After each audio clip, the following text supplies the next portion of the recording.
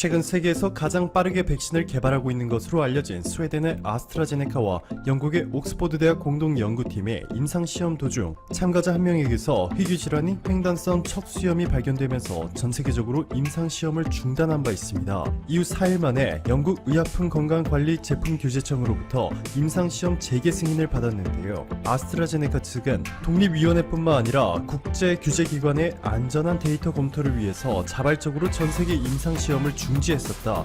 영국의 위원회가 조사를 마쳤고 임상시험을 재개할 만큼 안전하다며 시험을 재개할 것을 의약품규제청에 권고했다 전했고, 브라질 보건부 산하의 국가위생감시국도 아스트라제네카의 백신 임상시험 재개를 승인했습니다. 자, 그런데 여기서 더 놀라운 소식이 하나 전해졌습니다. 베이징에서 1억 2천만 개, 우한에서 1억 개 등 1년에 총 3억 개의 백신 생산 능력을 보유한 중국의 국영제약회사 시노팜이 최근 전 세계가 주목할 만한 깜짝 발표를 했습니다. 블룸버그에 따르면 중국 국영제약회사인 시노팜의 자회사가 최종 검사를 완료하기 전에 시험삼아 지금까지 수십만 명의 사람들의 코로나19 백신을 투여했는데 이 가운데 부작용 사례는 단 한 건도 발생하지 않은 것으로 전해졌습니다. 수십만 명의 시험 참가자 중 단 한 명도 코로나에 감염되지 않았는데요. 이 백신을 맞고 코로나 백신 고위험 지역으로 파견된 수만 명 가운데 단 한 명의 확진자도 나오지 않고 있어 주목할 만한 결과라고 말하고 있습니다. 시노팜은 지난해 영업 수입이 무려 5천억 위안, 87조 1,600억 원에 자회사가 1,500개, 직원 수가 15만 명에 육박하는 거대 국영 기업인데요. 세계 500대 제약회사 중 랭킹 5위를 기록 중에 있습니다. 지금부터 약 8개월 전 1,740억 원을 투입해 코로나19 백신 개발을 본격적으로 시작했고, 아랍, 아르헨티나, 페루 등 총 10개 국가에서 마지막 단계인 임상 3상을 진행 중에 있습니다. 장윈타오 부총재는 시노팜의 백신 생산 능력은 연간 3억 개인데 이미 5억 개의 백신 주문이 들어온 상태인 것으로 밝혔습니다. 한국도 시노팜의 백신을 예의주시하고 있는데요. 이민택 보건복지부 보건산업정책국장은 최근 외교 채널을 통해서 중국 국영제약사 시노팜의 백신 개발 상황을 지켜보고 있다 라며 이상 반응이 굉장히 낮다, 효과가 좋은 것으로 나타나고 있다, 식약처를 통해 시노팜의 백신 효과와 안전성을 함께 확인 중이다, 좋다고 판단되면 선구매할 수 있도록 중국과 협의 채널을 가동할 예정이다 전했습니다. 자, 그런데 중국산 백신에 중국 정부가 홍보하고 있는 대로 안전한지, 과연 제대로 된 효과를 보일지에 대해 우려하는 이들도 상당합니다. 이러한 우려는 괜히 나오는 것이 아니죠. 2년 전 중국 전역을 뒤흔든 가짜 백신 사건, 중국 지린성에 위치한 백신 개발 회사 창춘창성 바이오테크놀로지가 광견병 백신 11만 개를 유효기간이 한참 지난 원료를 사용해 제조한 것이 밝혀졌습니다. 뿐만 아니라 이 회사는 생산 데이터까지 조작한 것으로 드러나 13억 중국인들은 충격에 휩싸였는데요. 더 충격적인 부분은 중국 당국이 이미 불량으로 확인된 이 백신의 위법 사실을 공식 발표하기까지 무려 8개월이나 걸렸다는 것입니다. 이뿐만이 아닙니다. 이 사건이 발생하기 1년 전에는 중국 우한의 한 제약회사는 이미 폐기 대상인 백신 40만 개를 유통하다 적발된 바 있죠. 중국의 백신에 전 세계적으로 신뢰도가 매우 낮은 것이 당연해 보입니다. 하지만 한국의 상황은 완전히 다르죠. 정세균 국무총리는 코로나19 팬데믹이 장기화되고 있다, 방역이 새로운 일상으로 자리 잡고 있다, 모두의 고통과 희생을 요구하고 있고 결국 궁극적으로는 백신이 문제 해결에 필요하다. 대한민국 정부는 국제기구 그리고 해외 기업들과 협상을 통해 한국 인구의 60%인 약 3천만 명이 백신을 투여받을 수 있도록 우선적으로 확보할 것이다. 글로벌 백신 개발 상황에 맞춰 도입 방안을 계속 강구할 것이다 전했습니다. 대한민국 인구 5천만 명 모두가 받을 수 있는 백신을 선구매하지 않는 이유에 대해서는 대한민국 국민 모두가 접종받을 수 있는 백신 물량을 확보하고 싶지만 아직 백신의 안정성과 효과는 물론이고 개발이 실제로 성공할지 여부도 불확실해 보인다. 무작정 투자하기에는 한계가 있다 전했습니다. 질병관리청은 백신 선구매 계약을 위해 1,723억 원을 마련했고 한국 정부는 코백스 퍼실리티에 참여해 1,000만 명분의 백신을 우선 확보할 계획인데요. 한 명당 정부가 지급해야 할 금액은 위험보증 부담금을 합산해 $7, 총 7천만 달러를 다음 달 9일까지 지급해야 합니다. 이후 글로벌 코로나 백신 임상시험 상황에 따라 아스트라제네카, 노바백스, 화이자, 존슨앤존슨 등과 협상을 통해 2천만 명분을 추가로 구매할 계획인데요. 이민택 보건복지부 보건산업정책국장은 한국이 1단계 확보 물량을 3천만 명분으로 설정한 이유는 우선 접종 대상자와 집단 면역 수준을 함께 고려했기 때문이다. 집단 면역은 인구의 60에서 70%가 면역력을 확보해야 하기 때문에 최저 수준까지는 가야 국민이 안심할 수 있다라고 설명했습니다. 가장 빠른 속도로 백신을 개발 중인 아스트라제네카와 미국의 모더나뿐만 아니라 화이자, 존슨앤존슨 등 다수의 기업들과 동시다발적으로 협상을 진행하고 있는 것에 대해서는 각 기업마다 개발한 백신의 종류가 다르다. 종류별로 조합해 협상을 진행 중이다. 백신의 안정성과 유효성을 충분히 검토한 뒤에 구매 계약을 체결하겠다 전했습니다. 또한 임 국장은 한국의 SK바이오사이언스가 스웨덴의 아스트라제네카 그리고 미국의 백신 개발회사 노바백스와 코로나 백신 위탁 생산 계약을 체결했다 전했습니다. SK바이오사이언스의 경북 안동에 있는 공장 L하우스를 풀로 가동할 경우 5억 회 분량의 백신을 생산할 수 있는 것으로 알려졌는데요. 여기서 일정 물량을 한국이 가져오는 것은 문제가 없다고 판단한 것입니다. 국제백신연구소의 제롬킴 사무총장은 WHO가 참여한 글로벌 백신 개발 프로그램 코백스의 목표는 2021년 말까지 백신 20억 회분을 생산하는 것이다. 전 세계 인구 20%가 접종할 수 있는 물량으로 의사나 고령자가 우선적으로 접종받을 계획이다. 대형 바이오 회사들이 직접 생산도 하겠지만 위탁 생산이 많을 전망이다. 낮은 비용으로 효율적으로 백신을 대량 생산할 수 있는 회사가 경쟁력이 있다. 첨단 기술을 통해 생산 과정과 시설의 효율화를 극대화해야 하는데 한국이 이 부분에서 앞서간다.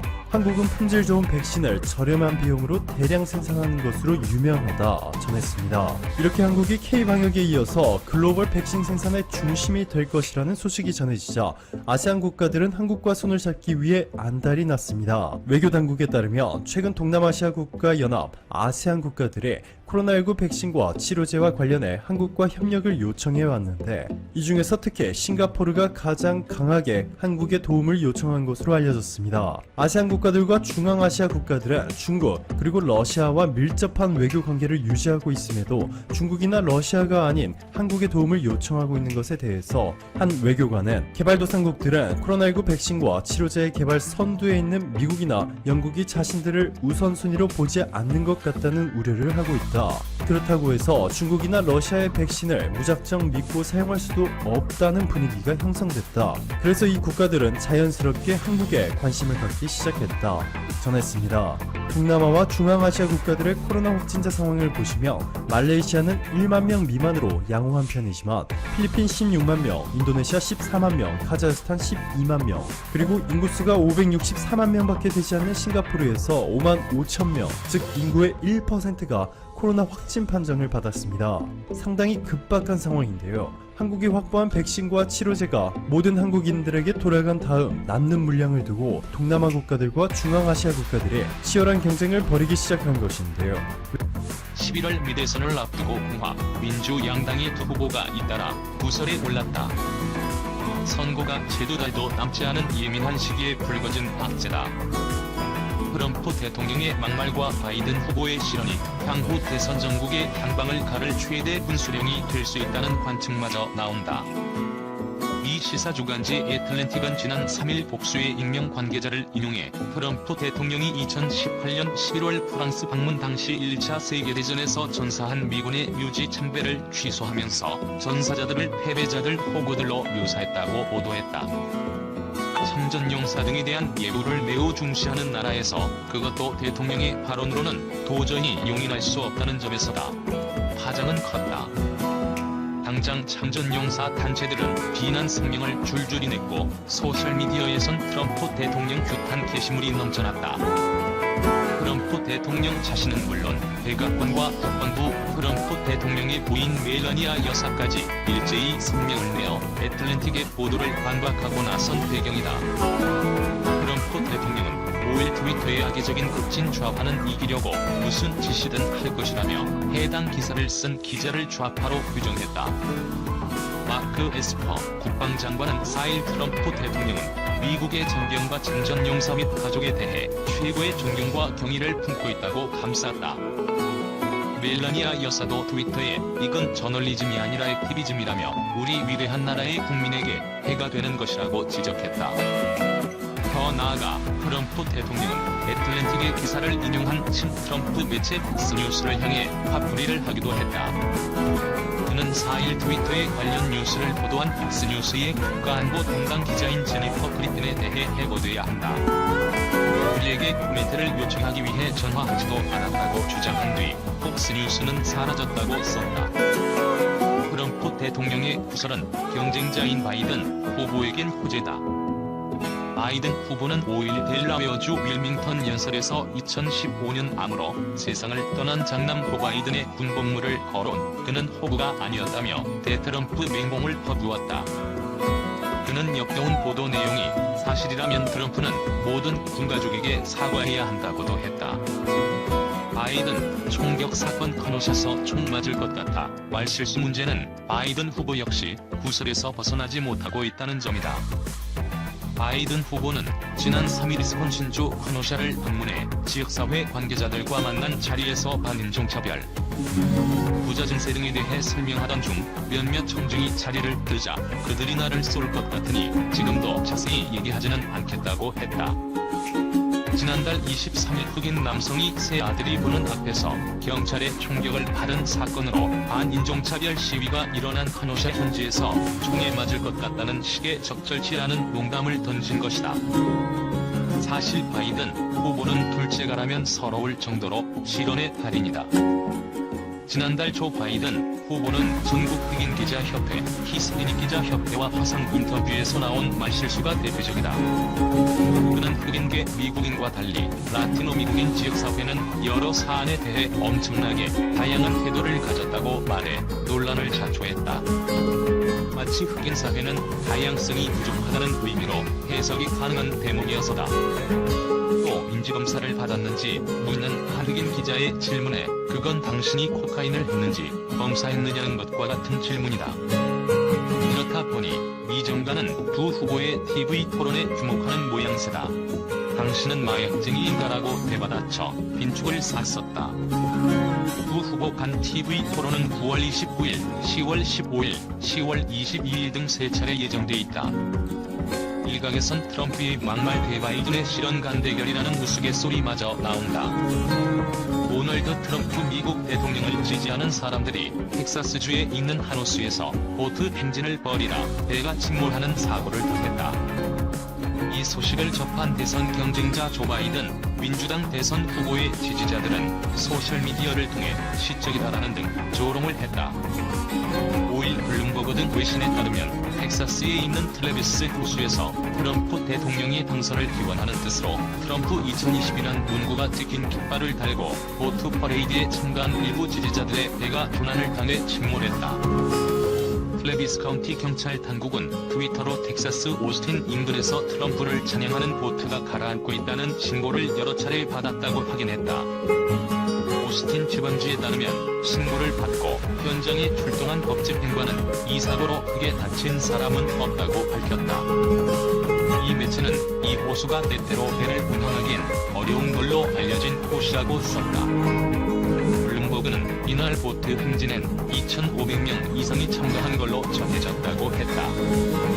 행사 관계자는 퍼레이드가 헬리콥터에서 낙하산을 타고 뛰어내리는 걸로 시작하게 된다고 페이스북에 알리기도 했다. 행사 주최 측은 참가자에게 애국적인 색으로 배를 꾸미고 다룰 수 있는 한 많은 트럼프 깃발을 달아라라고 지침을 페이스북에 내렸다고 블룸버그는 전했다. 트럼프 대통령은 그동안 지지자들이 플로리다나 매사추세츠 등에서 이런 식으로 벌이는 보트 행진을 흡족하게 생각하는 트윗을 여러 차례 날려왔다. 이날 사고처럼 조난 위기로 도움을 요청하는 트럼프 지지자들은 이전에도 있었다고 한다. 지난달에도 포틀랜드의 한 호수에서 진행한 보트 퍼레이드에서도 비슷한 사고가 있었다고 블룸버그는 설명했다. 바이든 후보를 미는 측에선 이날 사고를 비아냥대는 분위기다. 트럼프 대통령이 속한 공화당에 있지만 바이든 후보를 지지하는 단체는 이날 트윗으로 뭐가 보입니까라는 짧은 문구를 위기에 처한 배의 단체 두려운 얼굴을 한 탑승자가 담긴 사진을 공유했다. 트럼프 대통령의 낙선을